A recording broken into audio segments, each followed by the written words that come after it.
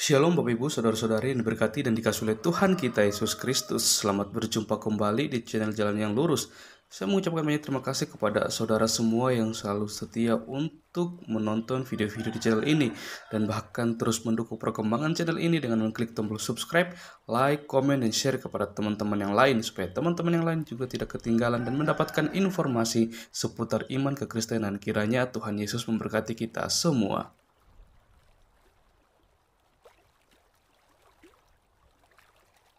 Puji nama Tuhan, saudaraku yang diberkati dan dikasihi oleh Tuhan kita Yesus Kristus.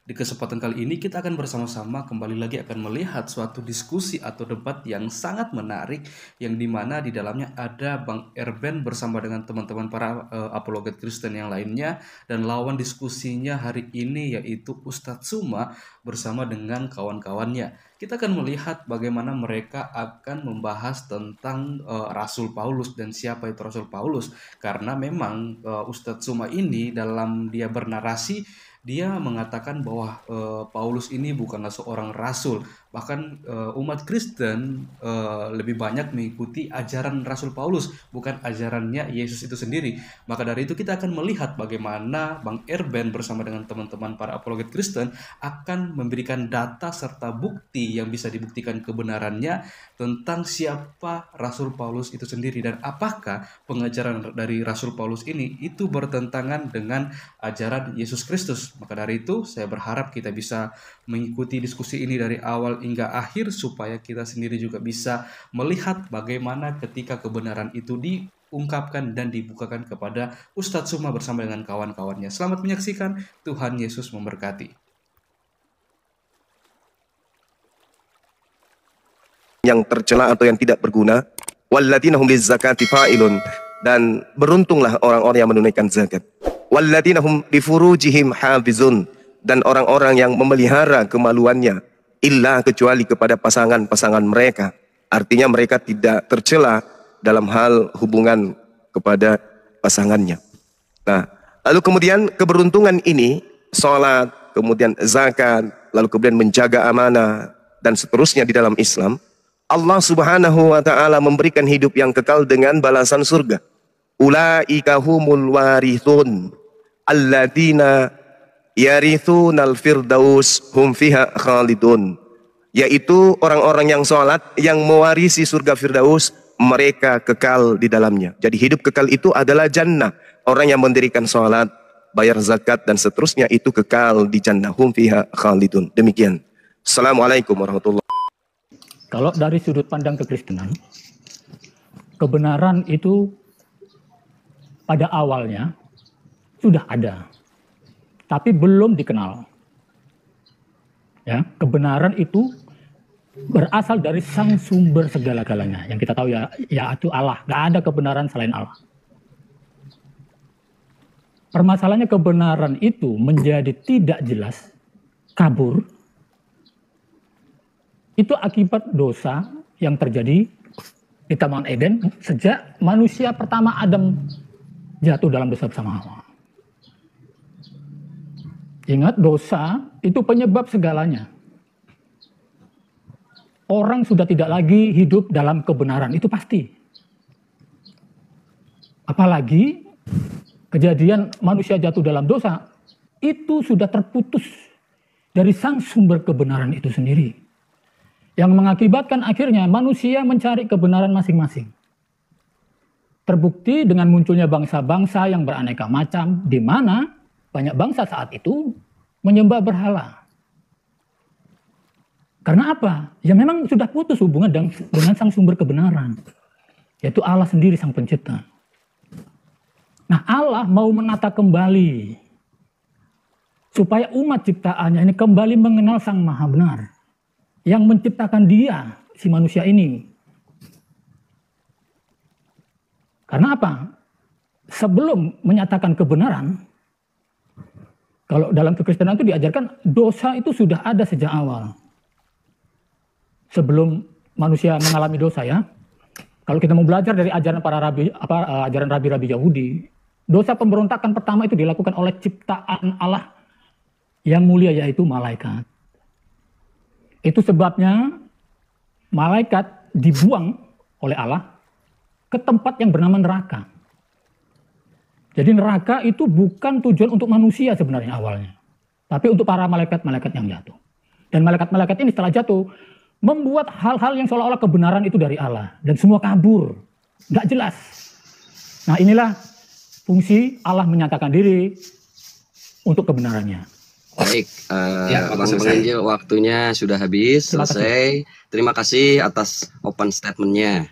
Untuk selanjutnya kita kasih masing-masing 4 menit, yaitu untuk menanggapi open statement sekaligus mengajukan 2 pertanyaan. Dimulai dari Bang Penginjil. Silahkan menanggapi open statement dari Bang Juma tadi, kemudian ajukan 2 pertanyaan. Terhitung sejak Bang Penginjil angkat bicara. Silahkan. Izin Akang, atau dari Bang Juma dulu biar nggak terlalu lama. Dari Bang Juma menanggapi pernyataannya Bang Penginjil tadi. Enggak, nanti setelah itu sama Bang Juma juga mengajukan penanggapi, kemudian 2 pertanyaan, baru session berikutnya menjawab masing-masing pertanyaan. Oke, siap. Ya. Oke. Untuk selanjutnya silakan Bang Penginjil menanggapi open statement dari Bang Juma sekaligus mengajukan 2 pertanyaan. Untuk pertanyaannya agak lambat untuk saya catat supaya tidak lupa. Silakan. Baik, terima kasih. Saya manggilnya apa nih Bang Juma ya? Iya. Juma aja ya? Iya Baik. Bang, iya Bang. Iya Bang Juma, begini. Saya tadi sudah mendengar tadi dari sudut pandang teman-teman Muslim tentang kebenaran. Bahwa memang itu adalah jana ya, hak. Semua hak, ya memang itu betul. Cuman yang mau saya tanyakan, dalam wujud bagaimana manusia itu bisa mengenal kebenaran? Padahal status kita ini adalah umat yang berdosa. Sedangkan Sang Maha Benar adalah umat yang kudus. Jadi kebenaran yang bagaimana? Karena takutnya kebenaran itu bisa disalahgunakan oleh di luar itu, di luar kuasa Allah. Gitu loh. Jadi ya tadi disebutkan sama Bang Juma melalui tindakan-tindakan sholat, terus memberikan zakat dan lain-lain. Itu kan hanya wujud untuk berbuat. Pertanyaan saya, apakah itu bisa menjamin apa yang dia perbuat itu mengenal Sang Maha Benar itu tadi? Nah itu Bang Juma. Mungkin itu dulu lah, saya nggak banyak-banyak mungkin. Terima kasih Bang Juma. Iya, sama-sama Bang. Ya, siap. Mungkin 1 pertanyaan aja, host. Ya, silakan Gurunda. Iya. Oke, waktu saya berapa menit? 4 menit, Gurunda. Oke, baik. Bismillahirrahmanirrahim. Al-Quranul Karim menjelaskan kemudian wa qulil haqqu mir rabbikum. Katakanlah wahai Nabi Muhammad, kebenaran itu telah nyata datang dari Tuhanmu. Faman syaa'a falyu'min, barang siapa yang mau beriman, hendaklah dia beriman. Falyu'min kata Allah. Wa man syaa', dan barang siapa falyakfur, maka silakan dia kufur, yang mau kufur silakan kufur. Inna a'tadna lizzalimina nara. Allah mengatakan bahwasanya sungguh Allah telah menyediakan neraka bagi orang yang zalim, yang gejolaknya kemudian akan mengepung orang-orang yang zalim tersebut. Jadi kalau di Islam itu kebenaran itu sudah terurai semuanya.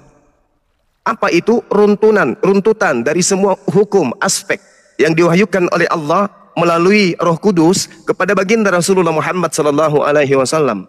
Jadi tak ada lagi kemudian tuntunan yang diragukan.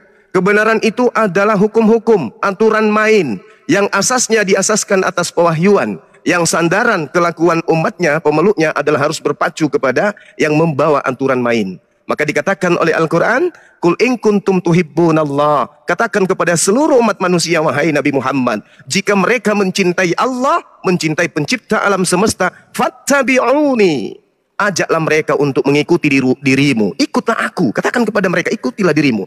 Niscaya Allah yuhibbukumullah, maka Allah akan mencintai mereka. Wa yaghfir lakum dzunubakum, dan Allah akan mengampuni dosa-dosa mereka. Jadi aspek kebenaran di Islam itu tidak kemudian berpola kepada sesuatu yang dinisbahkan kepada orang lain. Ada yang berdosa, kemudian ada yang tebus dosa. Itu nggak ada di Islam kayak begitu. Di Islam itu adalah aturannya datang dari Allah. Ini yang kamu lakukan, ini jangan kamu lakukan. Wa qulil haqqu mir rabbikum. Islam itu begitu, diberi kehendak bebas, diberi kebebasan maksudnya. Di mana manusia memiliki kehendak bebas. Manusia itu bisa menjadi beriman, manusia itu bisa menjadi kufur atau ingkar.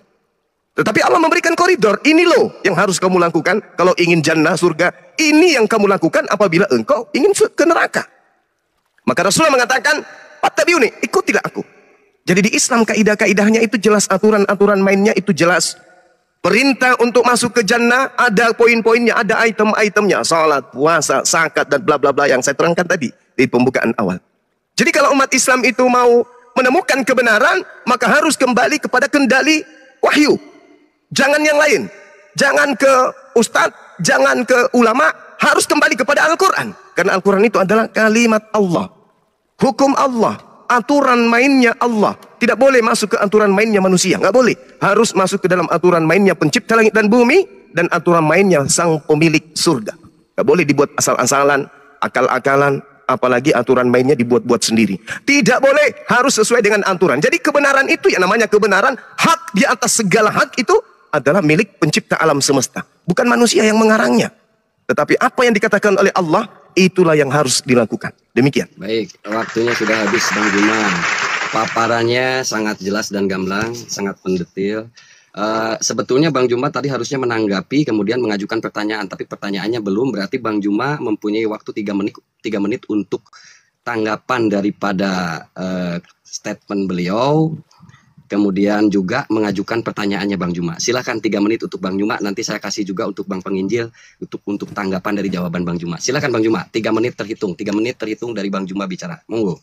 Baik, bismillahirrahmanirrahim. Tadi kita mendengarkan dari saudara kita Bang Penginjil, adanya sesuatu yang menjadi kaidah kebenaran menurut dia itu adalah doktrin. Saya katakan itu doktrin karena Tuhan tidak pernah mengatakan bahwa Adam mewariskan dosa. Itu nggak ada dalilnya, tidak ada kaidah-kaidah di dalam kitabnya orang Yahudi. Melainkan nanti muncul di kitab Roma untuk orang Roma, untuk jemaat Roma saja.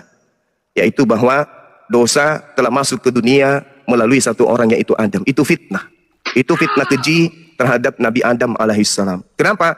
Karena di dalam Kejadian 5 nomor 3 dikatakan bahwa Adam dan istrinya dan keturunannya itu diberkati oleh Tuhan. Jadi tidak ada dikutuk di sana. Tapi karena ingin menjual nanti, menjual apa? Menjual penebusan dosa di atas tiang, maka mau tidak mau Kristen harus mengedepankan doktrin tersebut, yang mana doktrin itu tidak rasional. Nah, kalau kita berbicara mengenai kebenaran, maka kebenaran itu harus berpola kepada firman Tuhan, gak boleh dirubah-rubah. Di dalam Ulangan 6 inilah perintah, yakni ketetapan dan peraturan yang aku ajarkan kepadamu atas perintah Tuhan Elohim untuk dilakukan di negeri kemana kamu pergi untuk mendudukinya, supaya seumur hidupmu, engkau, anak-anakmu, cucu-cucumu, keturunanmu takut akan Tuhan Elohim dan berpegang pada segala ketetapan dan perintahnya yang kusampaikan kepadamu, dan supaya lanjut usiamu. Maka dengarlah hai orang Israel, lakukanlah itu dengan setia supaya baik keadaanmu, supaya kamu menjadi sangat banyak seperti yang dijanjikan Tuhan Elohim nenek moyangmu kepadamu di suatu negeri yang berlimpah susu dan madunya. Jadi kalau saudara tadi mengatakan bahwa aturan mainnya seperti yang Anda gambarkan, jangan lupa pertanyaannya Bang Juma. Itu bertentangan dengan firman Tuhan itu sendiri. Pertanyaan saya, Bung, kalau berbicara mengenai kebenaran, orang Kristen ibadah hari Minggu. Ini prosesi ibadah ritual, rutinitas ritual. Pertanyaan saya, adakah kebenaran ibadah minggu berdasarkan firman Tuhan, berdasarkan sabda Yesus? Kalau dua-dua komponen ini tidak pernah mengajarkan ibadah hari Minggu, lantas kebenaran apa yang bisa ditemukan di Kristen? Kalau tidak ada unsur kebenarannya, maka boleh Kristen mendapatkan hidup kekal, tapi hidup kekalnya di neraka, bukan di surga. Kenapa? Karena tidak mencerminkan perintah atau kebenaran dari Tuhan. Silakan Anda paparkan kepada saya, ibadah Minggu adalah aspek kebenaran dari Tuhan berdasarkan firman-Nya. Demikian. Baik, terima kasih Bang Juma. Tadi pertanyaan dari Bang Pendeta itu wujud bagaimana manusia bisa tahu kebenaran yang bagaimana udah dijawab oleh Bang Juma. Tapi kalau masih kurang puas masih ada session untuk tanggapan. Kemudian pertanyaan dari Bang Juma adalah ibadah hari Minggu adalah kebenaran. Ibadah Minggu berdasarkan Yesus. Kebenaran berdasarkan Yesus. Silahkan itu bisa ditanggapi oleh Bang Pendeta sebanyak 3 menit waktunya tanggapan dan jawaban dari Bang Juma. Silahkan. Kemudian menjawab juga pertanyaannya. Bang Silakan. sekali lagi, saya bukan pendeta. Oh siap. Penginjil. Nanti kalau Baik, ada baik, orang baik. teman-teman Kristen mendengar saya pendeta, saya enggak ini. Siap. Ya, penginjil. Maaf. Biasa. Berarti saya Saya panggil Bang Penginjil aja ya. Bang penginjil aja, saya orang biasa-biasa Siap. kok. Saya orang Baik. biasa aja. Oke, di copy. Silakan. Ya. 3 menit setelah bicara itu adalah tanggapan dari jawaban Bang Juma, kemudian juga nanti sekaligus juga menjawab daripada pertanyaan Bang Juma. Silakan. Baik. Jadi semua ajaran kekristenan itu sumber awalnya itu dari kitab Taurat. Mengenal Sang Maha Benar yaitu Allah yang Maha Kuasa itu berawal dari kitab Taurat. Saya tadi sudah bilang, Adam diciptakan itu sempurna adanya dan hidup dalam kebenaran. Karena masih belum jatuh dalam dosa. Tapi Kejadian 3 sudah jelas menuliskan bahwa manusia itu jatuh dalam dosa. Bahwa tidak boleh memakan buah yang di tengah itu, buah terlarang itu. Tapi ternyata dilakukan dan oleh hasutan si iblis. Itu loh. Jadi akhirnya terusir dan seterusnya. Mungkin Bang Zuma tahu ya. Artinya apa? Manusia sudah tidak hidup lagi dalam kebenaran. Tidak hidup dalam kebenaran, sudah pasti tidak hidup dalam kekudusan. Sudah putus hubungan. Gitu. Makanya tadi saya tanya Bang Zuma, bagaimana manusia setelah jatuh dalam dosa itu kok bisa mengenal lagi kebenaran Allah gitu. Tadi yang disebutkan Bang Zuma, kebenaran Allah itu hanya berupa akidah-akidah atau tata cara yang dilakukan yang menurut saya itu tidak kurang tidak lebih itu aturan-aturan yang dulu dipakai orang-orang Yahudi. Berdasar atau berkait dengan hukum Taurat. Ya, contoh sholat dan lain-lain, memberi zakat dan lain-lain semua lah, gitu. Jadi menurut saya itu turun perintah-perintah itu bukan untuk hal kebenaran, tapi supaya manusia tuh hidup dalam keteraturan. Itu aturan untuk manusia. Pada saat itu yang dipilih adalah bangsa Israel ya. Ingat loh, hukum Taurat itu bukan untuk bangsa siapa-siapa. Khusus bangsa Israel, itu harus kita ingat. Jadi supaya bangsa Israel itu kembali lagi gitu loh. Tapi aturan-aturan ini hanya bersifat jasmani, bukan kebenaran yang hakiki, yang milik ilahi itu loh. Itu maksud saya.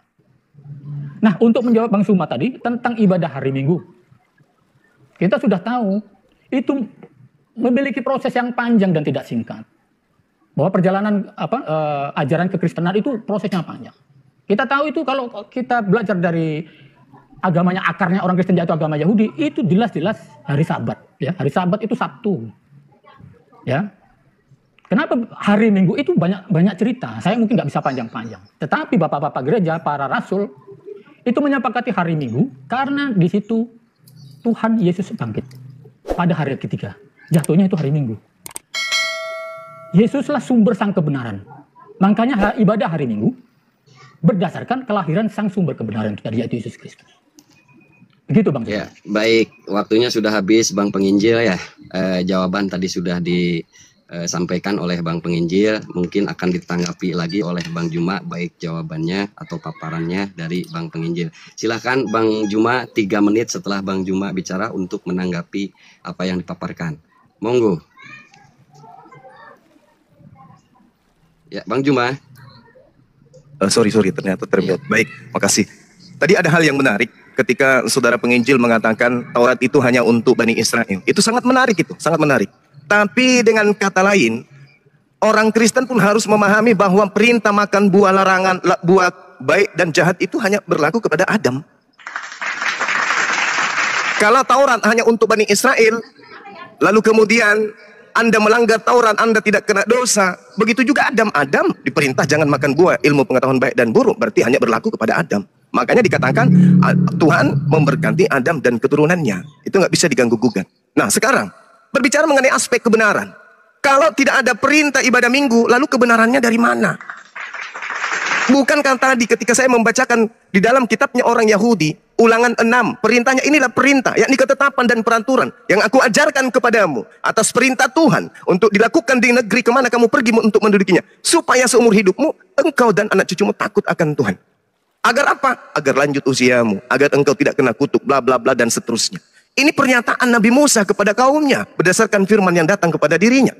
Nah sekarang kalau perintahnya ini hanya untuk Bani Israel, kita lihat, Anda ibadah hari Minggu, perintahnya kemudian berfirmanlah Tuhan, katakan kepada orang Israel, akan tetapi sabatku harus kau pelihara, sebab itu peringatan antara aku dan kamu turun-temurun.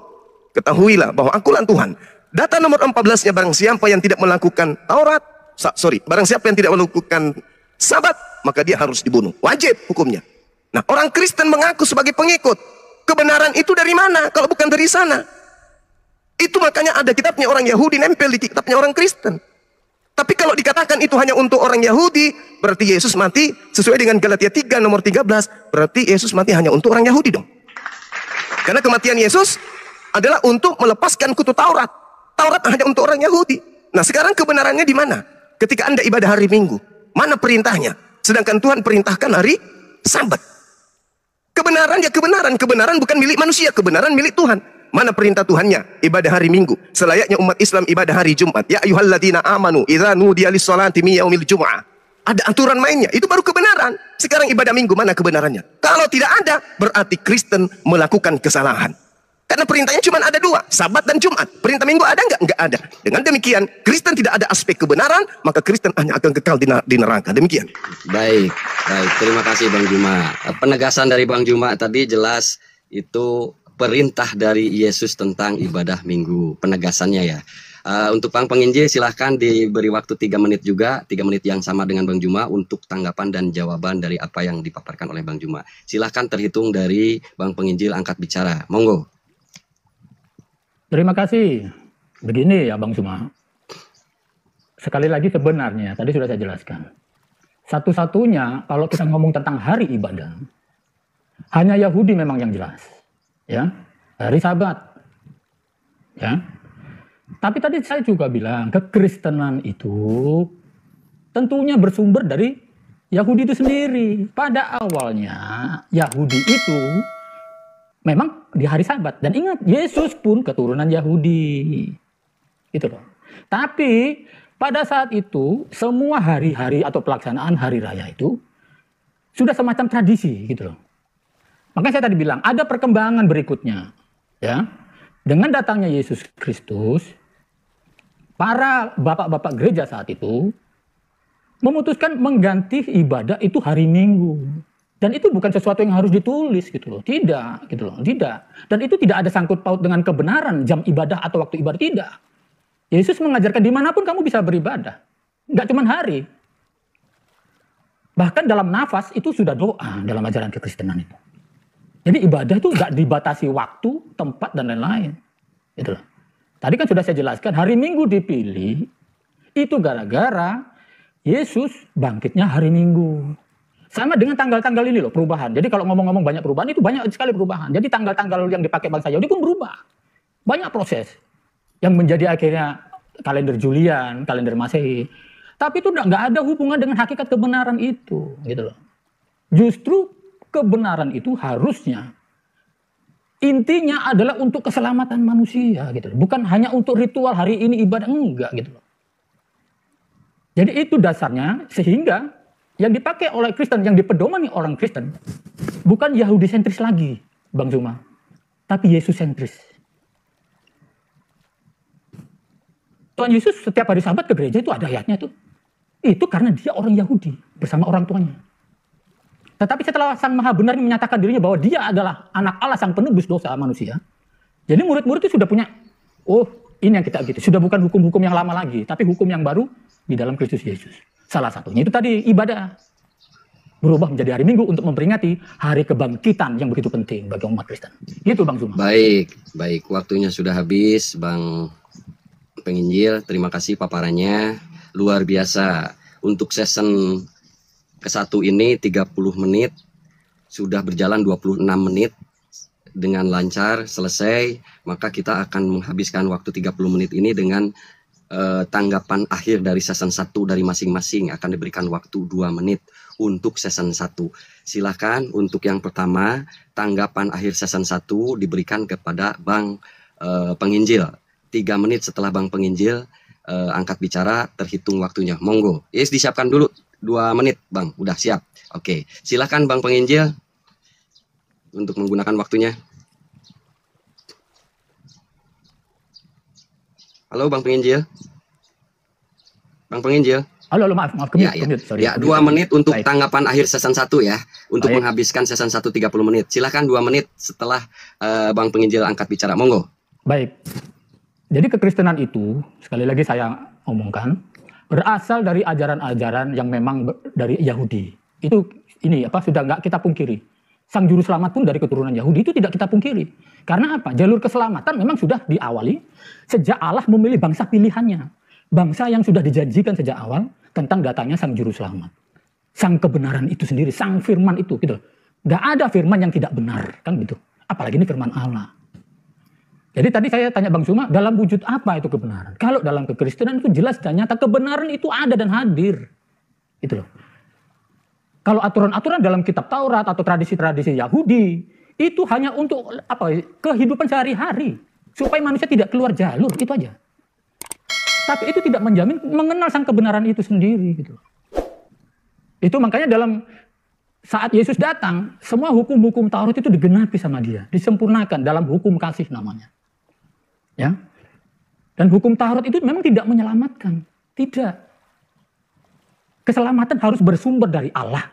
Satu-satunya itu kebenaran. Keselamatan itu harus dari Allah. Sumbernya, sang sumber itu yang diwujud nyatakan dalam firman-Nya yang menjadi manusia, gitu loh. Itulah kebenaran dan itu yang dipegang oleh umat Kristen hingga saat ini tentang kebenaran. Maka itu Yesus berkata, dan tidak ada seorang manusia pun, bahkan nabi atau rasul manapun, dia berani berkata, akulah jalan, kebenaran, dan hidup. Dan tidak ada seorang pun yang bisa bertemu Bapa, Allah, kalau tidak melalui Yesus, tidak melalui aku. Itu jelas. Gak ada manusia di kolong langit yang berani berkata seperti itu.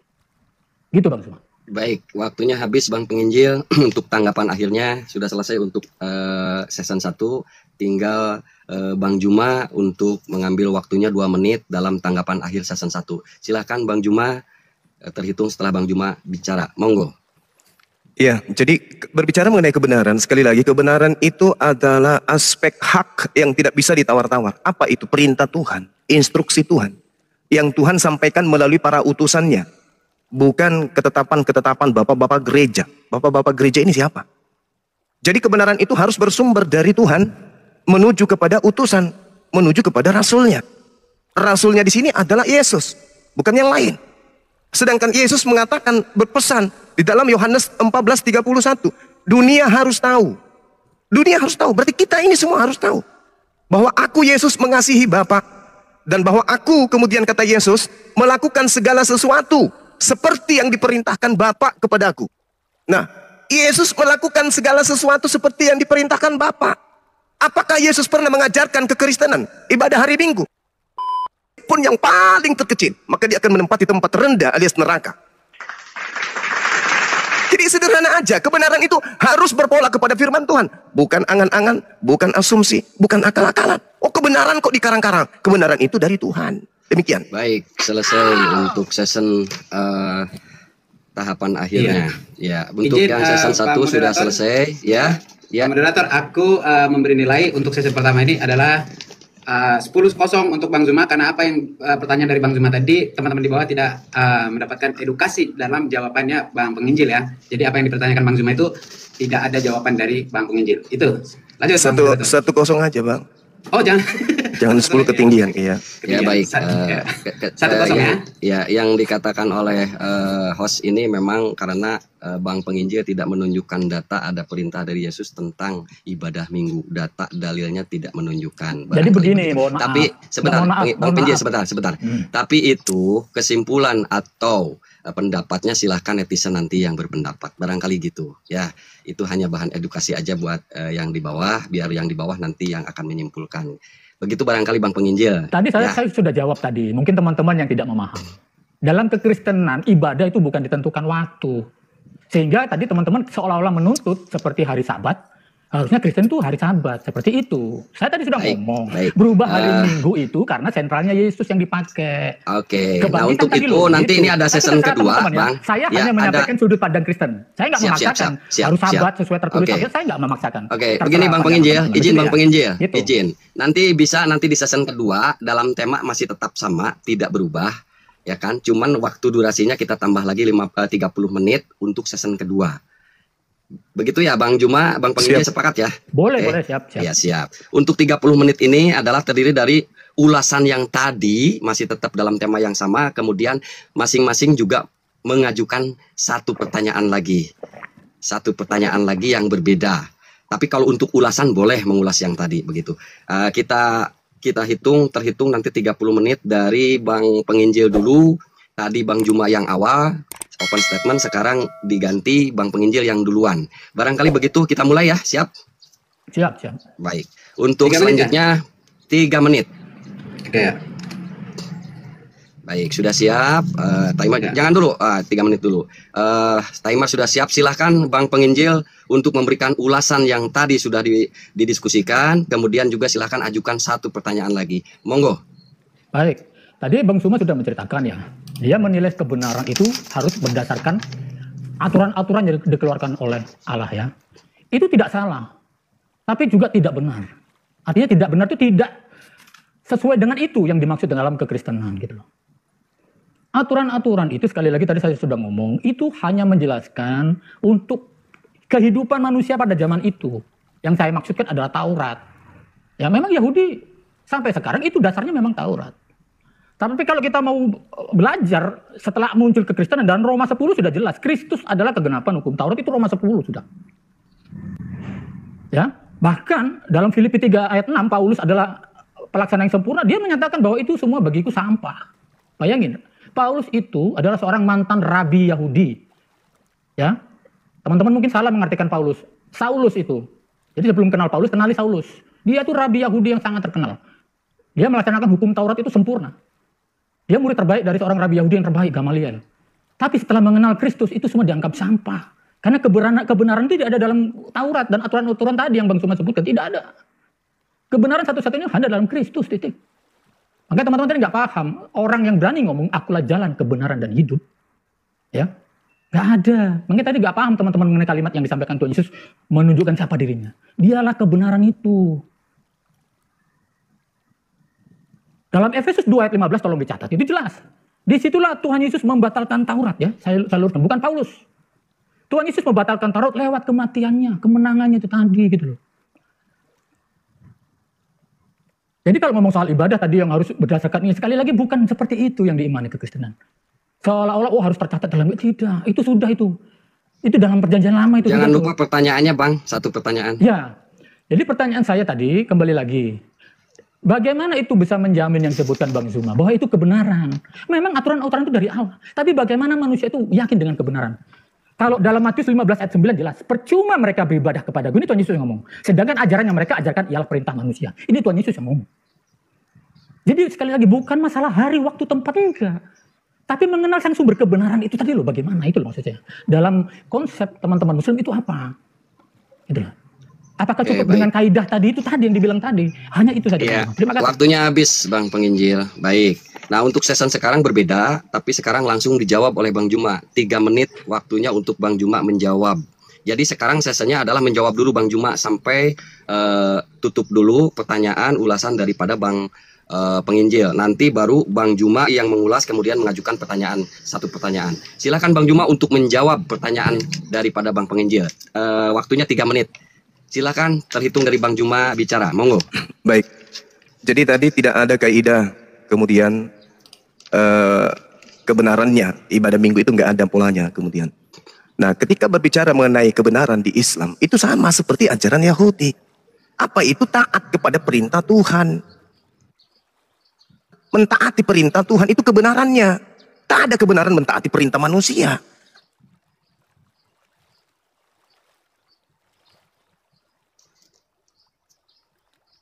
Makanya upahnya surga, upahnya Firdaus.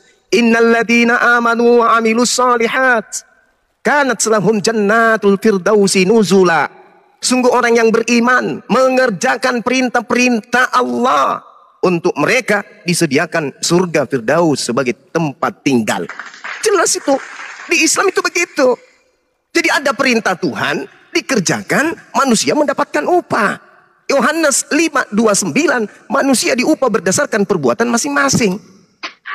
Gak ada itu keselamatan tanpa sesuai dengan perintah Tuhan. Jadi kalau di Islam itu jelas kaidahnya. Allah Subhanahu wa taala wa ammal ladzina su'idu fa ilal jannah. Fa fil jannati khalidina fiha ma damatis samawati wal ard illa ma syaa rabbuk. Ata'an gaira majzuz. Itu kata Allah. Orang-orang yang berbahagia, adapun dia adalah tempatnya di surga. Mereka kekal di dalamnya. Siapa mereka itu? Mereka yang melakukan amalan-amalan. Makanya Yesus perintahkan, perbanyaklah harta surga. Yesus ditanya, Matius 19, Guru, apa? Bagaimana caranya saya bisa masuk ke dalam surga? Lakukan segala perintah Tuhan. Itu kata Yesus. Lakukan segala perintah Tuhan. Apa itu? Jangan membunuh, jangan ini, jangan itu, jangan ini, jangan. Tak ada itu kebenarannya. Ibadah minggu, nyembah Yesus itu tak ada. Makanya kalau saudara mengatakan percuma mereka menghormat kepadaku padahal perintah manusia mereka lakukan, tengok aja diri saudara. Ibadah minggu, nyembah Yesus, makan babi, tidak bersunat, itu perintah siapa? Perintah manusia. Mana ada perintah Tuhan yang dilaksanakan oleh Kristen, tak ada. Semua yang dilakukan Kristen itu adalah perintah manusia. Coba Anda telah sendiri. Saya menyembah Yesus perintah siapa? Nggak ada itu. Makanya kalau kita berbicara mengenai kebenaran, maka aspek kebenarannya itu adalah kalamullah, firman Allah. Nggak boleh yang lain. Yesus pun mengatakan itu. Yesus mengatakan itu. Jika engkau mengasihi aku, engkau akan mentaati segala perintahku. Karena perintahku itu bukan dariku, tapi dari Dia yang telah mengutus aku. Yohanes 14 nomor 24. Baik, waktunya habis Bang Juma. Penyampaian jawaban dari Bang Juma sudah disampaikan. Untuk selanjutnya Bang Penginjil untuk menanggapi jawaban dari Bang Juma dengan waktu 2 menit. Host, 2 menit host. Untuk tanggapan jawabannya host, dirubah dulu 2 menit. Tanggapan jawaban dari Bang Juma. Oke, terhitung setelah Bang Penginjil angkat bicara. Monggo. Baik. Jadi gini ya, saya luruskan lagi kembali soal harus ditulis seperti itu ya, seperti sahabatnya orang Yahudi. Justru saya bertanya, satu-satunya aturan untuk ibadah itu hanya satu tertulis dalam kitab suci, yaitu Sabat. Sabat itu Sabtu. Kenapa teman-teman Muslim berubah jadi Jumat? Dan kenapa Kristen jadi Minggu? Ya, itu tolong dipikir sendirilah. Jadi itu menurut saya tadi berkali-kali saya ngomong, itu bukan hal yang penting. Yang penting adalah esensi ibadahnya itu loh. Buat apa ibadah tapi kalau nggak mengenal sang kebenaran buat apa? Nah tadi diajarkan bahwa Bang Zuma ngomong tadi katanya Tuhan Yesus nggak pernah menyuruh untuk menyembahnya. Bang Zuma ini sering konsep-konsep seperti ini teman-teman Muslim ini salah kaprah menjelaskan.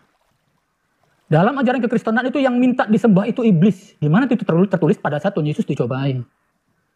Hanya iblis yang minta disembah, tetapi Yesus tidak. Ya, kita yang harus aktif menyembah gitu loh. Allah itu nggak butuh, enggak. Bahkan Yesus pernah ngomong, kalau kalian nggak memuja atau menyembah Allah, batu-batu ini loh bisa dirubah untuk menyembah Allah. Itu perkataan Yesus gitu loh. Jadi jangan ini ya. Yesus nggak akan pernah mengeluarkan statement enggak. Karena kita tahu Dia Tuhan dan Juru Selamat, ya kita otomatis menyembah tanpa disuruh. Banyak kalimat-kalimat murid-murid menyatakan memang Dia guru dan Tuhan. Tuhan dan Allahku itu murid-murid sudah tahu, gitu loh. Dan Yesus tidak akan pernah, sembahlah aku. Tidak, teman-teman, ini teman-teman Muslim sering salah. Yang minta disembah itu hanya iblis. Gitu loh. Atau mungkin manusia-manusia yang sesat, yang mungkin rabi-rabi itu siapapun ya orang-orang yang seperti itu. Nabi-nabi palsu mungkin begitu, tapi Yesus tidak pernah. Kamu harus menyembah sendiri menurut kehendakmu sendiri. Baik, waktunya sudah habis Bang Penginjil. Baik, mengenai tanggapan dari penjelasan Bang Juma atau jawaban Bang Juma sudah disampaikan oleh Bang Penginjil. Sekarang Bang Juma mempunyai hak untuk menjelaskan atas tanggapan daripada Bang Penginjil. Silakan Bang Juma, ada waktu 3 menit untuk penjelasannya. Monggo. Iya, dari sejak Adam alaihissalam sampai seluruh nabi yang diutus termasuk Yesus dan Nabi Muhammad SAW, iblis senantiasa memalingkan manusia dari menyembah kepada Allah. Kenapa? Karena pada diri manusia itu ada potensi untuk menyembah selain dari disembah, artinya menuruti perintah. Contoh, Yesus mengatakan hidup kekal itu adalah mereka mengenal Engkau satu-satunya Tuhan. Apa yang terjadi? Lagi-lagi iblis datang kepada penulis Bible untuk mengaku Yesus dan mengajarkan orang-orang Kristen untuk mempertuhankan dirinya selain daripada Allah. Yesus mengajarkan menyembah kepada Allah, menyembah kepada Sang Tuhan yang ada di langit. Hidup kekal itu adalah mereka mengenal Engkau satu-satunya, mengenal artinya, mentaati, mentadaburi, mengimani apa yang diperintahkan Tuhan.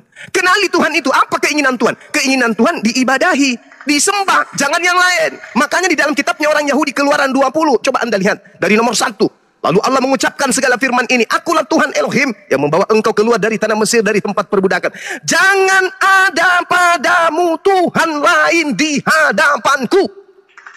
Jangan. Gak boleh, hanya ada Dia Elohim, gak boleh ada yang lain. Artinya apa? Tuhan pencemburu, tidak menginginkan Bani Israel menyembah kepada ilah lain selain dirinya. Apakah dia iblis? Apakah dia setan? Jangan kau sujud menyembah kepadanya, jangan beribadah kepadanya, sebab aku Tuhan Elohim adalah Tuhan yang cemburu, yang membalaskan kesalahan bapa kepada anak-anaknya, kepada keturunannya, yang ketiga, yang keempat, dan orang-orang yang membenci aku. Jadi jelas itu, Allah tidak mau. Ibarat kita punya kekasih, dia kekasih kita itu nggak mau ada wanita lain. Artinya kekasih kita itu ingin supaya kita hanya miliknya seorang. Dia nggak mau ada yang lain. Kita harus berbakti hanya kepada Dia. Begitulah Tuhan. Tuhan yang benar minta supaya manusia hanya beribadah kepadanya. Jangan beribadah kepada yang lain. Ini yang dianut oleh orang Kristen. Sehingga orang Kristen itu menyembah kepada makhluk yang datang mengaku bintang timur. Yang disembah oleh Kristen ini bintang timur. Yang ngaku-ngaku Yesus. Padahal itu bukan Yesus. Kenapa demikian? Coba Anda lihat. Kalau saudara mengatakan bahwa kami orang Kristen beribadah tidak sesuai dengan apa yang, tidak begitu caranya. Yesus mengatakan taati perintahnya. Ini terakhir Anda baca di dalam Matius 28 nomor 20. Dan ajarlah mereka melakukan segala perintah yang kuperintahkan kepadamu. Mana perintah Yesus untuk menyembah dirinya? Mana perintah Yesus untuk ibadah hari Minggu? Nehi merica ketumbar jahe. Tidak akan pernah Anda ketemukan. Baik, demikian. Waktunya sudah habis Bang Juma. Nah sekarang silahkan kembali lagi kepada Bang Penginjil untuk tanggapan penjelasan dari Bang Juma. Waktunya 2 menit. Dinda host, tolong 2 menit waktunya. Nanti ini akan diberlakukan juga kepada Bang Juma ya. Ketika giliran Bang Juma untuk bertanya dan mendapatkan jawaban dari Bang ini. Silahkan dimulai dari sejak Bang Penginjil angkat bicara. Monggo. Ya, Bang Penginjil mute-nya dibuka, Bang. Oke, terima kasih. Maaf. Ya, 2 menit ya. Baik ya. Jadi lagi-lagi teman-teman ini tidak memahami rencana Allah tentang Sang Juru Selamat ini tadi. Ya, yaitu Yesus. Saya sudah ngomong bahwa keselamatan itu dimulai itu sejak Allah memilih bangsa. Pilihan, ya. Sehingga nantinya Sang Juru Selamat ini datang, Sang kebenaran ini datang. Ya, dilanjut dengan para nabi-nabi yang menubuatkan datangnya Sang Juru Selamat. Orang Yahudi pun sama dengan kekristenan. Kita mengikuti bahwa sama-sama kita itu memiliki, boleh dibilang, penantian yang sama. Makanya kita dikenal dengan ajaran mesianik. Ya, Mesias, datangnya Mesias Juru Selamat. Gitu. Itulah sang kebenaran yang dipahami orang-orang Yahudi dan juga Kristen. Gitu. Bahwa akan datang penyelamat. Gitu loh.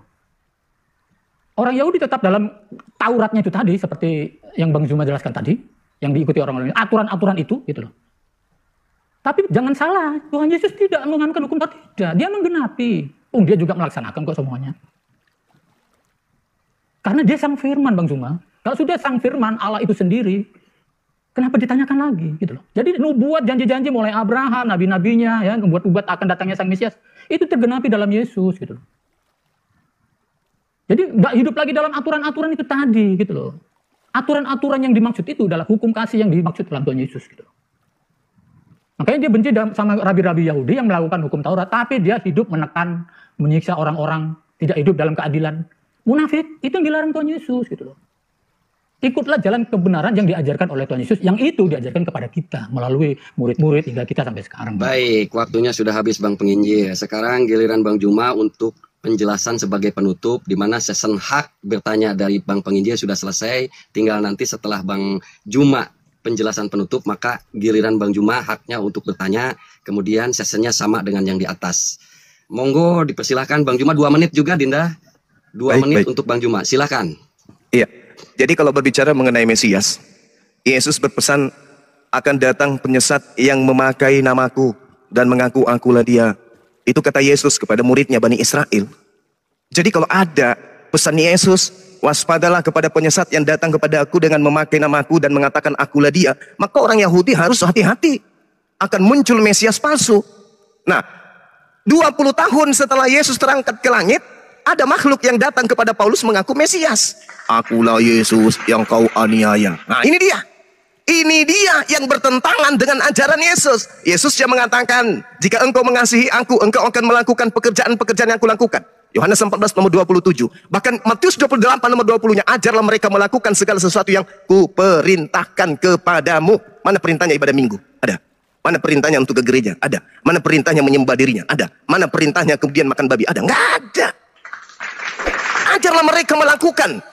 Karena Yesus mengatakan dalam Matius 24 nomor 24, sebab Mesias palsu dan nabi palsu akan muncul dan akan menyesatkan banyak orang.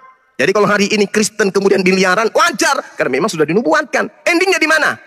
Matius 7. Nabi-nabi palsu, dari buahnya bisa kau kenal dia. Apa itu? Tidak melakukan kehendak Bapa, meninggalkan hukum Taurat, malah mengatakan Taurat itu sampah. Dan apa yang terjadi di buah-buahnya? Memanggil aku Tuhan, bernubuat pakai namaku, bermujizat pakai namaku, mengusir setan pakai namaku. Apa intinya?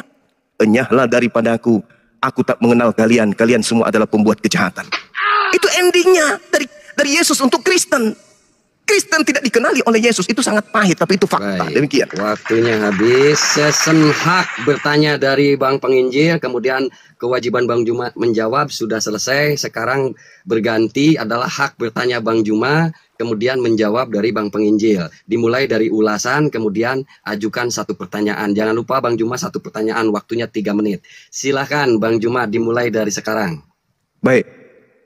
Di Islam, ketika tadi berbicara mengenai kebenaran, hasil, ending, akhir dari perjuangan dalam hidupnya umat Islam di dunia ini adalah hidup kekal di jannah. Dalilnya sudah saya uraikan tadi. Mereka umat Islam itu adalah memiliki warisan bernama Firdaus, surga Firdaus. Itu mutlak, karena itu adalah janji Allah. Itu adalah rancangan Allah. Itu yang diimani oleh umat Islam. Nah, kalau kemudian di Islam dikatakan bahwasanya ulaika, mereka lah orang-orang itu yang mewarisi Firdaus, disebabkan karena mereka mentaati perintah-perintah Tuhan sejalan dengan pengajaran Yesus. Hidup kekal, masuk dalam surga, itu adalah tidak meniadakan, tetapi mengadakan dan mengajarkan segala unsur yang ada di dalam hukum Taurat. Berarti mentaati segala perintah yang Tuhan ajarkan kepada Bani Israel. Endingnya apa? Jannah, surga, hidup yang kekal. Ulangan 6, itu udah pasti. Matius 5, itu udah jelas. Nah sekarang di Islam, ketika mereka mentaati perintah Tuhan, mereka kemudian dijanji memiliki warisan surga Firdaus. Bukan hanya itu saja, kata Allah, jannatu adnin yadkhulunaha wa man salaha min abaihim wa azwajihim wa zurriyyatihim. Surga-surga Aden, mereka masuk ke dalamnya bersama dengan orang-orang yang saleh, dari nenek-nenek moyang mereka, dari pasangan-pasangan mereka, dari anak-anak mereka dan cucu-cucu mereka. Di Islam, orang melakukan perintah Tuhan disebut orang beriman, orang yang saleh, orang yang melakukan kebajikan. Masuk ke dalam surga bersama keluarganya, bersama anak, bersama istri, bersama ibu, bersama ayah, bersama ponaan, bersama cucu, dan seterusnya. Ini di Islam. Jelas kebenarannya mutlak, absolut, berdata, bisa divalidasi, dan hasilnya adalah sahih. Sekarang di Kristen, saya ingin bertanya, orang yang ibadah minggu, orang yang makan babi, mana jaminan surganya? Selayaknya di dalam Al-Quran dikatakan jannatu adnin yadkhulunaha. Orang-orang yang beriman dan beramal saleh, kata Allah, illa man taba wa amana wa amila salihan fa ulaika yadkhulunal jannah. Mereka akan masuk ke dalam surga. Tolong tunjukkan ke saya di Bible, orang yang ibadah minggu ada jaminan surganya, ada jaminan kekalnya dari Yesus. Ingat, kalau tadi saya mengatakan mana kebenarannya ibadah hari Minggu, tak ada Anda berikan. Sekarang pertanyaannya, mana jaminan surga bagi orang yang beribadah hari Minggu? Tunjukkan kepada saya. Kalau ibadah Jumat, jaminannya jelas. Kalau ibadah Sabtu, jaminannya jelas. Hari Minggu mana jaminan surganya? Silakan. Baik, waktunya habis. Pertanyaan Bang Juma, saya ulang lagi. Ibadah Minggu, makan babi, itu jaminan surga dari Yesus. Ditunjuk dalil datanya di mana? Barangkali begitu ya ulasannya. Untuk selanjutnya, barangkali giliran Bang Penginjil untuk menjawab, diberikan waktu 3 menit. Silahkan terhitung setelah Bang Penginjil angkat bicara. Monggo. Ya, terima kasih. Jadi gini, lagi-lagi teman-teman muslim ini saya menilai masih berpatokan dengan hukum Taurat, ya, selalu itu. Ya kita nggak masalah. Lagi-lagi saya tegaskan di sini, kekristenan tidak diselamatkan oleh hukum Taurat atau semua aturan-aturan yang diterapkan oleh bangsa Yahudi waktu itu dan mungkin teman-teman Islam. Keselamatan itu sudah dalam wujud nyata yang asalnya dari sorga, sang firman jadi manusia, itulah kebenaran dan keselamatan satu-satunya. Saya tidak akan berpaling dari itu. Saya tegaskan Yesus Kristus lahir bukan untuk menyelamatkan orang Kristen, tapi seluruh umat manusia. Saya mau meluruskan tadi pernyataan Bang Suma tentang Paulus yang katanya bertemu nabi palsu. Tolong baca baik-baik. Dalam Kisah Para Rasul 9 itu Yesus memang bertemu. Ya, itu bukan nabi palsu atau setan-setan, tidak. Yesus sendiri memang menjumpai. Dan dia mentobatkan Paulus, si Saulus ini. Lalu Yesus berubah namanya menjadi Paulus supaya dia dipakai untuk pemberitaan kebenaran kerajaan surga. Tolong baca baik-baik Bang Sumaya, supaya ini bukan narasi yang menyesatkan gitu loh. Baca baik-baik, siapa yang ditemui Paulus?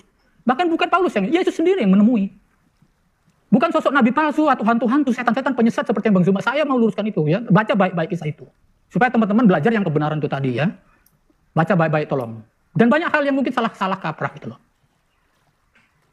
Hari Minggu tertulis dalam jaminan untuk keselamatan Bang Sumaya, saya bolak-balik ngomong. Bukan itu yang menyelamatkan. Yang menyelamatkan hanya Yesus, kematiannya itu loh. Bahwa memang dia ditentukan harus mati, mengalahkan kerajaan maut, mengambil kunci kerajaan maut, dan itu juga tertulis di kitab Bang Suma dan teman-teman. Ya, itulah inti dari keselamatan, kelepasan dari dosa itu, yaitu Yesus, tidak ada yang lain. Bukan melakukan ritual-ritual tadi gitu loh. Kenapa bangsa Yahudi masih memakai itu? Karena mereka masih menantikan Mesias, Bang Suma. Kalau Mesias itu datang, hukum Taurat itu sudah selesai. Pertanyaannya itu tidak terjadi sampai sekarang. Gitu loh. Tadi saya sudah ngomong, Kristuslah penggenapan hukum Taurat. Roma 10 ayat 4, jelas itu. Dan Yesus pun membatalkan hukum Taurat dalam Efesus 2 ayat 15. Jadi orang Kristen tidak didasarkan oleh patokan-patokan, oh hari Minggu harus tertulis ini. Tidak.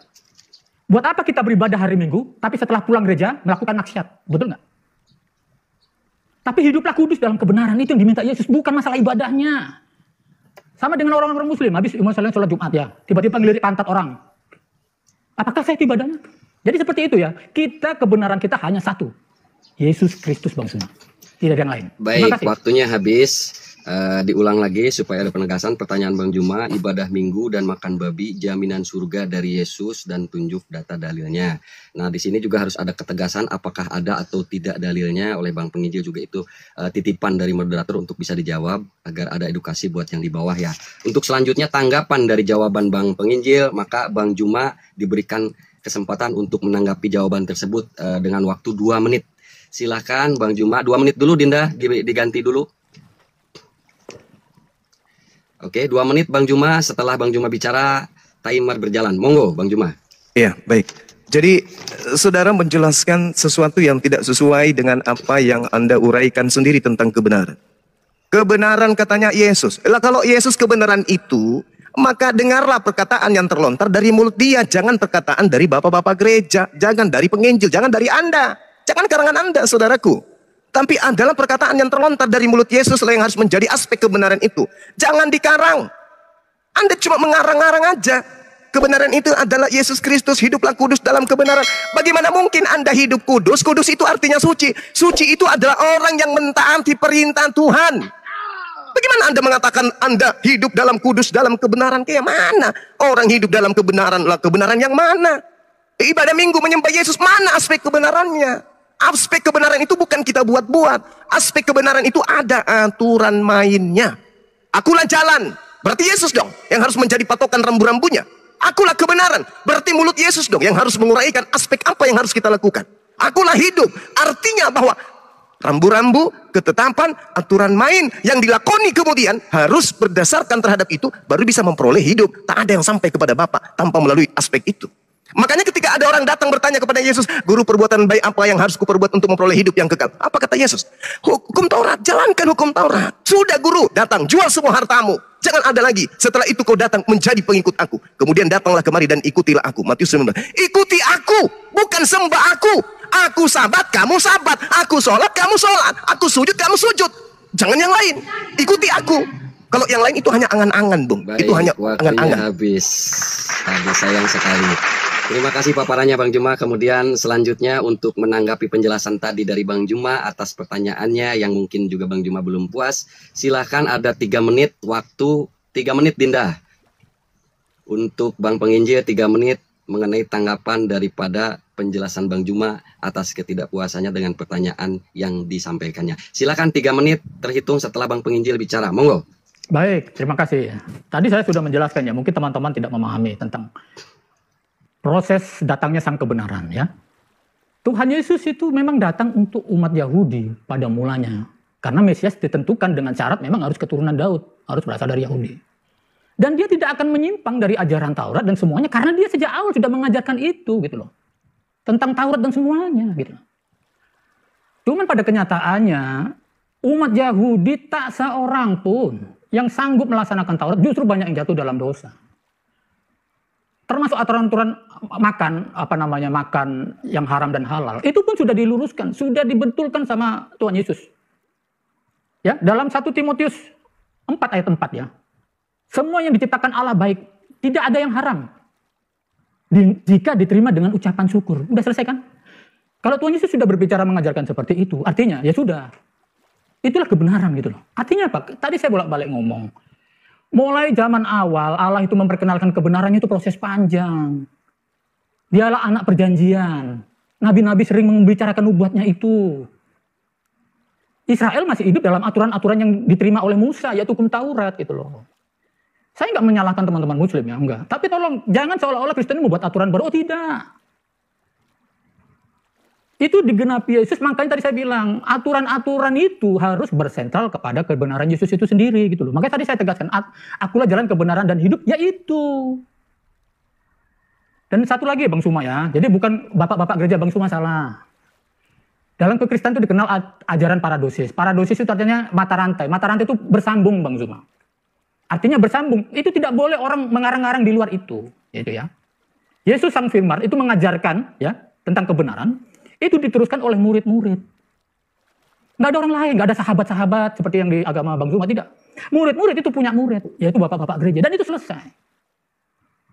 Kenapa jadi agak macam-macam? Di situ memang ada banyak penyesat, ajaran-ajaran palsu, agnostik, nestorian, bidat-bidat. Jadi semua amburadul dikaburkan, tapi tetap ajaran mata rantai paradosis itu diterima sampai ke kita yang ini. Gitu. Jadi supaya kita mengerti kebenarannya sejati itu bagaimana maksudnya. Bukan berdasarkan teori aja, enggak, tapi mengenal sang kebenaran itu berwujud nyata dalam diri Yesus. Itu Bapak. Baik, Terima kasih. Waktunya habis. Oke, penjelasan dari tanggapan pertanyaan Bang Juma sudah dijelaskan oleh Bang Penginjil. Sekarang Bang Juma barangkali masih ingin menjelaskan, dikasih waktu 2 menit karena ketidakpuasan. Monggo 2 menit untuk Bang Juma menanggapi penjelasan daripada Bang Penginjil. Waktu berjalan setelah Bang Juma berbicara. Monggo. Maaf, moderator, apa saya juga nanti ada kesempatan? Ada, nanti penutup, Abang. Oh, oke. Ya, kayak tadi. Jadi sama ini kita posisi sama. Kalau tadi Bang Juma penutup dari hak menjawab Bang Juma, sekarang hak menjawab Bang Penginjil, penutupnya Bang Penginjil nanti 2 menit. Terima kasih. Iya, iya. Kita adil semua sama. Silakan Bang Juma, monitor. Mute-nya dibuka Bang Juma. Sorry. Iya. Silakan 2 menit setelah Bang Juma bicara. Monggo. Coba kita lihat apa yang saudara kita ini paparkan. Dia membawa data apa? 1 Timotius 4 nomor 4. Sedangkan Yesus berkata dengan sangat jelas di dalam Matius 24 terkait dengan nabi palsu yang akan menghancurkan kehidupan keturunan Adam. Jadi apabila kamu melihat pembinasa keji berdiri di tempat kudus, menurut firman yang disampaikan oleh Nabi Daniel, pembinasa keji berdiri di tempat kudus, artinya dia menduduki jabatan sebagai utusan, mengaku sebagai rasul, mengaku sebagai penerima firman, mengaku sebagai utusan Tuhan. Jadi apabila kamu melihat pembinasa keji berdiri di tempat kudus, menurut firman yang disampaikan oleh Nabi Daniel, apa kata Nabi Daniel kemudian? Kita lihat di dalam Daniel 7 nomor 25. Dia sang pembinasa keji ini akan mengucapkan perkataan yang menentang yang maha tinggi. Pembinasa keji ini akan berkata perkataan yang menentang yang maha tinggi.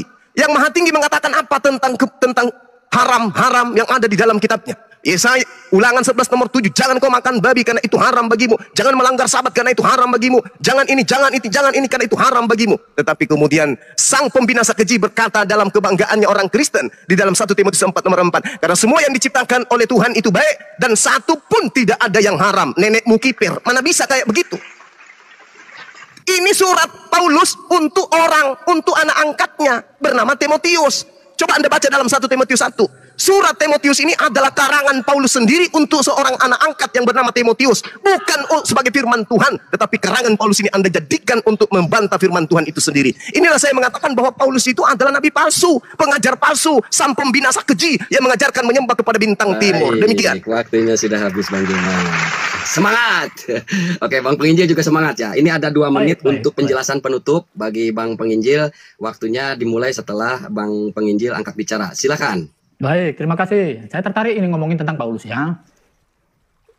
Paulus itu tak lebih dari seorang rasul.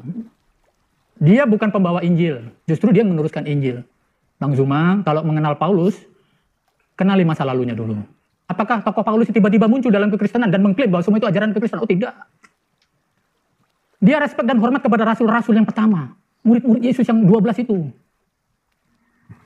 Dia waktu bernama Saulus, Bang Suma, dia pemburu dan pembunuh pengikut Yesus. Seperti yang terjadi pada saat itu Yesus, termasuk bapak-bapak gereja dipancung, rasul-rasul dipancung, martir. Bahkan Paulus, demi Yesus kepalanya ditebas, Bang Suma. Logika sehat lah, manusia mana mau mengikuti sesuatu, dia rela mati seperti itu. Apalagi kalau dia mengklaim hanya sebagai yang menciptakan kekristenan. Wow, tidak. Tadi saya sudah ngomong, gara-gara kenal Yesus, ya, Paulus itu membuang menjadi sampah apa yang dari kerabiannya itu dianggap sampah, ilmu Tauratnya itu dianggap sampah, gitu loh. Itu tertulis itu pernyataan dia pribadi setelah mengenal Yesus, gitu. Saya mau luruskan gitu loh. Karena selama ini banyak persepsi yang salah tentang Paulus, gitu loh. Justru karena dia seorang ahli Taurat dan sebagainya, dan setelah ketemu Yesus, dia mengenal, oh, Kebenaran itu ada di dia gitu, sama Yesus, bukan sama yang dia selama ini pegang dan pelajari gitu. Tidak. Dan di dalam Yesus adalah jaminan keselamatan. Kenapa? Sudah dinyatakan dan fakta semuanya itu ada. Kebangkitannya, kenaikannya, dan banyak disaksikan. Bukan hoax, bukan karangan Paulus. Saksinya banyak kejadian-kejadian itu. Mulai kematian, kebangkitan, hingga kenaikan ke surga. Begitu Bang Juma. Terima kasih. Baik, baik. Ya, untuk segmen ini sudah selesai, Pak Moderator? Sebentar. Baik, untuk selanjutnya nanti kita ini yang untuk 2 season ini selama 1 jam 4 menit sudah selesai. Tapi untuk menjadi bahan catatan penyelenggara diskusi ini dan juga untuk interaksi daripada netizen yang di bawah, maka penyelenggara melakukan audiens. Barangkali penjelasan dari 2 narasumber ini, Bang Juma dengan Bang Penginjil, yang mana yang kira-kira baik menurut netizen, penjelasannya masuk di dalam logika pemikiran daripada netizen. Silahkan yang mendukung Bang Juma ketik 1, yang mendukung Bang Bang Penginjil ketik 2. Itu sebagai Bang Moderator, ini kan saya menghormati dia dengan hadirnya saya di Komal Bang Fernando ini. Ada cerita Bang Fernando ya, di mana Bang Fernando itu kepingin ngajak diskusi saya sama Bang Juma. Itu ada ceritanya. Tapi kalau ditanyakan mengenai penilaian dan sebagainya, ini kan komalnya Bang Fernando yang notabene mayoritas teman-teman Muslim. Saya menyadari itu. Saya nggak butuh dinilai, nggak apa-apa. Saya hanya masuk menghormati Bang Fernando yang kebetulan ingin kita diskusi dengan Bang Juma. Tanya Bang Fernando ya. Jadi sejak awal kita memang Bang Fernando sudah mengatur. Saya ketemu Bang Fernando itu justru berawal dari kita diskusi awal. Akhirnya Bang Fernando tertarik mengajak saya diskusi sama Bang Juma. Baik. Gitu ya. Tadinya memang untuk menjadi saya nggak objektif menurut saya. Tadinya untuk menjadi catatan dan untuk menarik interaksi dari netizen. Tapi kalau Bang Penginjil keberatan, baik, kita tidak akan lakukan. Bahkan saya mau nulis nomor 1. Siap. Jujur saya sendiri akan nulis nomor 1 ya, karena memang begitu adanya, begitu kan. Oke. Nah sekarang begini Bang, ini kan untuk 2 season sudah selesai selama 1 jam 4 menit. Sekarang apakah kita closing statement atau masih ada session diskusi? Ya, untuk diskusi awal mungkin ini kali Kang Riki nggak usah pakai timer mungkin ya. Kita serahkan ke Bang Zuma dulu kali ya. TikTok aja dulu sebelum closing. Sebaiknya kita closing dulu atuh. Nanti kita closing dulu dari Bang Zuma. Siap, baik. Kita akan closing statement karena mengingat Bang Juma pembuka awal, maka sekarang yang menjadi penutup awal itu adalah Bang Penginjil untuk closing statement 3 menit. Diserahkan waktunya untuk dipakai kepada Bang Penginjil. 3 menit setelah Bang Penginjil angkat bicara dimulai. 3 menit dulu Dinda disiapkan. Oke, silakan Bang Penginjil closing statement 3 menit setelah bicara. Manggo. Terima kasih Bang Moderator. Jadi begini ya, saya menghormati apa yang diimani, yang diajarkan oleh teman-teman Muslim. Seperti saya lupa ya kalimatnya ya, walikum waliyadin, seperti itu ya, agamamu agamaku gitu ya. Saya menghormati itu. Kita diskusi kan hanya memaparkan sudut pandang masing-masing ajaran yang kita terima dari agama masing-masing. Sekali lagi, kalau kekristenan itu tak mungkin lepas akarnya, ajarannya itu dari sejak awal yang tertulis dalam Taurat, Zabur, Ketuvim, Nevim, ya kita para nabi ya, semuanya itu dari situ memang sumbernya. Yang orang Yahudi bilang tanah gitu loh, kita tanah. Disitulah tertulis bagaimana tadi saya bilang kejadian manusia dalam dosa yang putus hubungan, ya. Itu dikembalikan sama siapa? Sama Allah sendiri melalui karyanya sendiri, melalui janji-janjinya sendiri. Bahwa akan datang nanti seorang Mesias, seorang juru selamat. Dan itu yang diamini dan diyakini oleh bangsa Yahudi dan kita yang selanjutnya yaitu Kristen. Sayangnya Mesias yang menurut orang Yahudi itu tidak diingini dengan apa yang terjadi kepada Yesus. Yang diharapkan Mesias, gambaran keselamatan sang penyelamat itu tadi, sang kebenaran tadi itu, dia keturunan Daud tapi harus lahirnya itu di kerajaan, bukan di kandang domba. Padahal Tuhan Yesus berbicara mengenai raja yang dimaksud itu adalah raja keselamatan. Raja kebenaran, bukan raja duniawi yang fana, bukan. Dia mengenalkan kekekalan, ajaran kekekalan. Dia ingin mengembalikan bahwa fitrah manusia sejak awal itu kekal. Kudus, suci, Adam diciptakan pertama itu suci. Dan datangnya Yesus itu mau mengembalikan fitrahnya itu. Bagaimana? Ya itu memang dia harus mati. Mati dalam kemanusiaannya sebagaimana Adam itu manusia yang jatuh dalam dosa. Setelah kerajaan maut dikalahkan dan dia mengambil kunci kerajaan maut, sangat maut sudah tidak ada. Kematian sudah tidak ada. Artinya apa? Jaminan kekekalan di sini Bang Juma. Kekekalan, keselamatan dari Yesus yang bangkit itu. Bukan dari Paulus. Paulus mati Bang Juma. Jadi saya nggak mengajak teman-teman sentral orang-orang Kristen bukan ke Paulus. sentralnya itu ke Yesus, tidak ada yang lain oknum. Si Paulus ini mati, terpenggal kepalanya itu justru demi Yesus.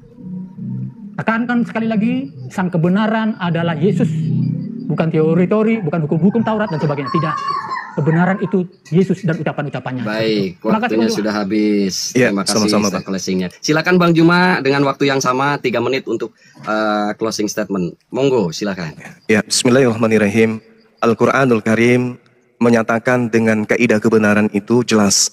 Wa udkhilal ladzina amanu wa amilus shalihat jannati tajri min tahtihal anharu khalidina fiha bi izni rabbihim. Jelas sekali bahwasanya orang beriman dan mengerjakan kebajikan dimasukkan ke dalam surga-surga. Mereka kekal di dalamnya dengan izin Tuhan mereka. Tahiyyatuhum fiha salam.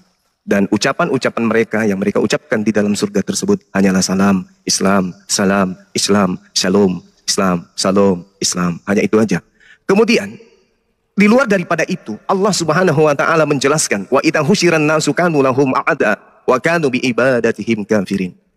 Nanti ketika umat Islam semuanya sudah melenggang ke surga, berdasarkan dengan ayat yang kita baca tadi, maka kemudian sekelompok manusia yaitu orang-orang kafir justru ribut dengan sembahan mereka. Apa yang mereka sembah komplain kepada mereka yang menyembah dirinya. Kata Allah, apabila manusia dikumpulkan pada hari kiamat, sembahan yang mereka sembah itu menjadi musuh bagi mereka. Dan mereka akan diingkari pemujaan-pemujaannya terhadap apa yang mereka sembah. Jadi yang disembah ini akan mengingkari pemujaan-pemujaan yang mereka lakukan ketika di dunia. Dan apa yang terjadi saudara-saudara sekalian?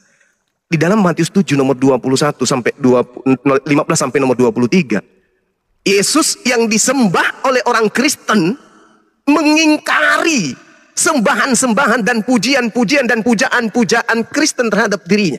Yesus apa? Bukankah kami telah bernubuat? Ya.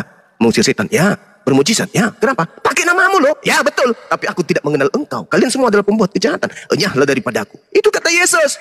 Al-Quran mengatakan itu. Bahwasanya apa yang mereka sembah menjadi musuh mereka. Orang Kristen musuh beratnya nanti di hari kiamat adalah Yesus. Bukankah kami telah bernubuat mengusir setan berbicara? Banyak cerita, enyahlah daripadaku. Kalian semua pembuat kejahatan. Kenapa pembuat kejahatan? Karena ente pada tidak melakukan kehendak Bapakku. Kehendak Bapakku adalah hukum Taurat. Siapa yang mengajarkan kalian ibadah minggu? Kehendak Bapakku rupanya? Bukan. Menyembah aku? Kehendak Bapakku? Bukan. Makan babi? Kehendak Bapakku? Bukan juga. Lalu siapa? Ya kehendak iblis.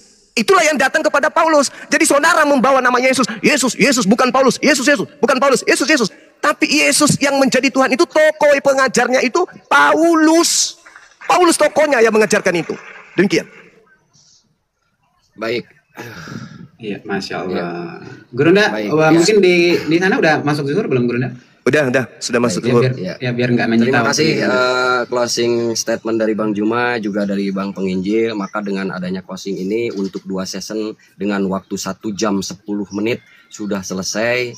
Dan alhamdulillah lancar. Kita didasari dengan kekeluargaan, tanpa ada rasa kebencian, murni adalah edukasi. Semoga yang di bawah juga teredukasi. Terima kasih buat narasumber, baik Bang Juma maupun Bang Penginjil. Untuk selanjutnya apakah ini mau dilanjutkan dengan TikTokan atau seperti apa? Ya. Kami sebagai Izin penyelenggara- dulu kali Gurunda, Akang Riki. Siap. Untuk Bang Penginjil, apakah mau rehat dulu kemudian dilanjut nanti atau bagaimana ini? Bang Zuma gimana? Kalau saya gini ya, tadi sejak awal sudah saya ngomong. Bang Penginjil, izin Ya. Bang Penginjil, karena waktu di Bang Zuma itu sudah masuk zuhur, ya. Saya juga tidak mau nanti menjadi beban bahwa Ya, justru itu. waktunya Bang Zuma saya sita gitu ya. Biarkan Ya. Bang Zuma beribadah dulu karena kalau di Jakarta belum ini. Maksud saya begini, saya mohon maaf jam 12. Mau nggak mau, saya harus sudahi session diskusi kita ini, gitu loh. Karena saya ada perlu yang nggak bisa seperti itu. Baik. Memang sudah dari awal seperti itu. Iya, Kita menghormati gitu. itu. Dan Bang Juma juga kebetulan ada waktu session untuk ibadah juga yang tidak bisa diganggu gugat oleh manusia. Itu Betul. adalah hak beliau, hak kita, hak muslim. Maka untuk session sekarang, diskusi ini kita sudahi dulu. Untuk selanjutnya kita agendakan kembali Bang Penginjil ya, Bang Juma ya. Iya, Kita baik. agendakan kembali. Boleh. Atau izin sedikit Kang Riki, Gurunda izin nanti Gurunda kalau misalnya ada saya undang pastor lagi. Boleh Gurunda ya? Boleh, insya Allah. Iya, Masya Allah. Baik. Makasih banyak Gurunda. Sekali lagi saya meluruskan, saya bukan pastor, bukan pendeta teman-teman. Iya. Minta Ya, saya tolong. tahu kan Bapak Penginjil. Betul. Iya. Maksud host itu nanti kalau ada pastor lagi yang lain mau diskusi begitu maksudnya. Tapi luar biasa Bang Penginjil. apalagi Bang Juma sangat luar biasa, bukan biasa di luar. Iya. Bang Juma, Terima kasih Bang Juma. Jadi Ya, gini, sama-sama, Kang Bang. Riki. Jadi gini Kang Riki, Bang Penginjil aja ngakuin loh Bang Juma. Saya bahkan mau ngetik satu ini, memang itu faktanya katanya. Iya. Masya Allah. Ya, Iya. jadi Makasih gini, ya Geruda, Bang saya- Juma. Ya, makasih. Bang Juma, saya tetap Iya. menghargai apa yang dipegang. Saya tadi kan itu statement saya ya. Memang Iya, baik, Bang, baik, Bang. Sumber kita Makasih. memang berbeda gitu. Memang itu. Cuman saya mau meluruskan Siap. hal-hal yang mungkin tidak sesuai dengan yang fakta kebenaran tadi. Baik, Ya, untuk itu. netizen dan juga narasumber, insya Allah kami sebagai penyelenggara menjalankannya dengan adil tanpa ada sedikit pun tendensius. Ya, karena apa? Kami hanya ingin mengejar edukasinya. Untuk hal mengenai kesimpulan, silahkan netizen yang menyimpulkan. Barangkali Untuk begitu Bang ya, Juma. untuk menyingkat Penginjil. waktu mungkin Kang Riki ya Bang Zuma untuk ibadah. Ya, Siap, baik, Bang. siap. Saya juga mau pamit, teman ya. Iya. Nanti insya Allah kalau ada teman-teman kita dari Kristen, silakan dikabarin aja. Kalau Siap. nggak tabrakan dengan jadwal saya, silakan. Siap. Ya, oke baik. Kita bersama-sama telah mendengarkan serta melihat bagaimana keberlangsungan suatu diskusi atau debat yang sangat menarik, dan puji Tuhan kita bisa melihat bagaimana Bang Erben bersama dengan teman-teman para apologet Kristen yang lainnya, mereka dengan hikmat Tuhan bisa membukakan setiap data-data kebenaran firman Tuhan yang selalu disalahgunakan oleh Ustadz Suma dan rekan-rekannya. Yang dimana kalau kita tahu Ustadz Suma ini sangat doyan sekali ketika berdiskusi, ketika berdebat, dia membawakan narasi berkaitan dengan ayat-ayat Alkitab, yang dimana dia comot dan dia tafsirkan dengan pemikirannya sendiri, dengan sesuka hatinya sendiri, dan dia jadikan hal itu untuk menyerang iman Kristen. Dan ketika setiap narasi yang dia bawakan atau ketika dia berargumentasi dan hal itu bisa dibantah dan dipatahkan oleh teman-teman para apologet Kristen, hasilnya membuat Ustadz Suma ini menjadi kepanasan emosi karena seakan-akan dia merasa bahwa narasi dia yang lebih baik, bahkan argumentasi dia itu tidak bisa lagi dibantah atau dipatahkan seperti itu. Dan ketika teman-teman para apologet Kristen menunjukkan data dan bukti fakta sejarah yang bisa dibuktikan kebenarannya, hal itu membuat Ustadz Suma menjadi kepanasan. Ya, kenapa kepanasan? Ya karena ketika kebenaran itu dibukakan, pasti Ustadz Suma akan merasa bahwa dia seperti tidak mengerti atau tidak mengetahui apa-apa tentang kebenaran firman Tuhan itu sendiri. Dan bahkan ketika mereka membahas tentang siapa itu Rasul Paulus, di sini Ustadz Suma ini terlihat bahwa dia tidak sangat menguasai, benar-benar dia tidak pernah membaca tentang bagaimana perjalanan hidup Rasul Paulus dan pelayanannya. Karena kalau Ustadz Suma mempelajari hal itu, membaca Alkitab dengan baik, dengan sungguh-sungguh, pasti dia akan mengerti dan melihat apa yang dikerjakan oleh Rasul Paulus dari sebelum dia bertobat dan sesudah dia bertobat, mengenal dan percaya kepada Tuhan Yesus sebagai Tuhan dan Juru Selamatnya. Karena apa yang diajarkan oleh Rasul Paulus semuanya itu tidak bertentangan dengan apa yang diajarkan oleh Yesus Kristus. Dan ketika kita mendengarkan suatu narasi yang dibawakan oleh Suma yang mengatakan bahwa kita umat Kristen mengikuti ajaran Rasul Paulus bukan mengikuti ajaran Yesus, hal ini sangat-sangatlah salah. Ya, kenapa saya bilang salah? Karena Ustadz Suma ini dia sungguh-sungguh tidak pernah membaca lebih detail, dia tidak pernah memiliki hati yang sungguh-sungguh ingin mengenal bahkan melihat apa yang dikerjakan oleh seorang Rasul Paulus dalam pelayanan yang seperti itu. Oke teman-teman, tapi kita bisa melihat bagaimana Bang Erben sangat luar biasa. Dia bisa memberikan data-data sesuai fakta dan itu bisa dibuktikan kebenarannya dan itu mutlak dan tidak bisa dibantah atau dipatahkan oleh seorang Ustadz Suma. Sebelum saya mengakhiri video ini, saya mau berbagi firman Tuhan dan ini juga firman yang memberkati saya. Di dalam Kisah Para Rasul 22 ayat 16 di situ dikatakan, "Sekarang mengapa engkau masih ragu-ragu? Bangunlah, berilah dirimu dibaptis dan dosa-dosamu disucikan sambil berseru kepada nama Tuhan." Saudaraku yang dikasihi itu oleh Tuhan kita Yesus Kristus, nas ini merupakan bagian dari khotbah yang disampaikan oleh Rasul Paulus kepada sekelompok orang, termasuk seorang Ananias, setelah Paulus mengalami peristiwa pertobatan yang dramatis di jalan menuju Damaskus. Latar belakang dari pernyataan ini dapat dipahami melalui konteks peristiwa pertobatan Paulus. Sebelum pertobatan Paulus, dia dikenal sebagai Saulus, seorang penganiaya keras orang-orang Kristen. Namun, di perjalanan menuju ke Damaskus, dia mengalami pengalaman yang mengubah hidupnya, di mana Yesus Kristus secara langsung muncul kepadanya dalam cahaya terang dari langit. Pengalaman ini membuatnya tuli dan buta sementara.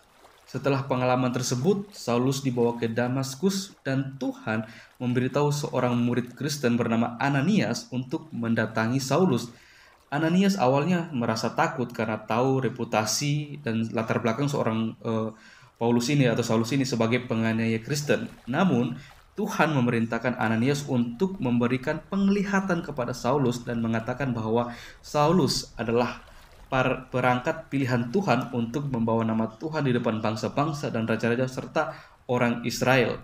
Ananias memenuhi perintah Tuhan dan menemui Saulus, meletakkan tangannya di atasnya sehingga Saulus mendapatkan kembali penglihatan dan disiapkan untuk menerima ajaran Kristen. Saudaraku yang terkasih, dalam konteks ini, perintah mengapa engkau masih ragu-ragu atau bangunlah berilah dirimu dibaptis mengacu pada tindakan baptisan yang dilakukan oleh Ananias terhadap Saulus. Baptisan merupakan simbol pertobatan dan penerimaan Kristus sebagai Tuhan dan Juru Selamat. Ananias juga menyampaikan bahwa baptisan tersebut akan menyucikan dosa-dosa Saulus.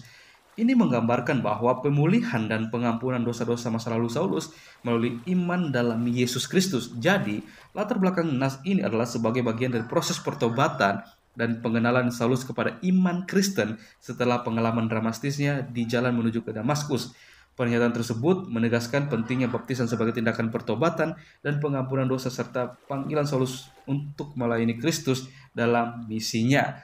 Dan kita melihat ketika Paulus menjadi seorang yang percaya kepada Tuhan Yesus, dalam setiap pengajarannya, dalam setiap pelayanan yang dilakukan, semuanya itu tidak pernah bertentangan dengan apa yang diajarkan oleh Yesus Kristus. Karena bagaimana Paulus dalam pelayanannya dia terus memberitakan Injil, kabar sukacita, kabar keselamatan yang disediakan Allah melalui Yesus Kristus yang telah mengorbankan dirinya untuk menebus kita manusia yang berdosa ini. Oke, baik teman-temanku, saudaraku yang dikasihi oleh Tuhan, kiranya melalui renungan ini, melalui video ini, iman kita semakin dikuatkan dan kita juga semakin bertumbuh dalam iman dan kasih pengharapan kita kepada Yesus Kristus. Dan dimanapun kita berada, kita boleh terus menjadi saksi dan berkat. Bahkan juga kita berdoa untuk anak-anak Tuhan, para apologet Kristen dimanapun mereka berada, supaya mereka boleh terus dipakai Tuhan dan diberkati Tuhan dalam pelayanan yang mereka lakukan. Oke, mungkin sekian video dari saya di hari ini. Sampai berjumpa di video yang selanjutnya. Kiranya Tuhan Yesus memberkati kita semua.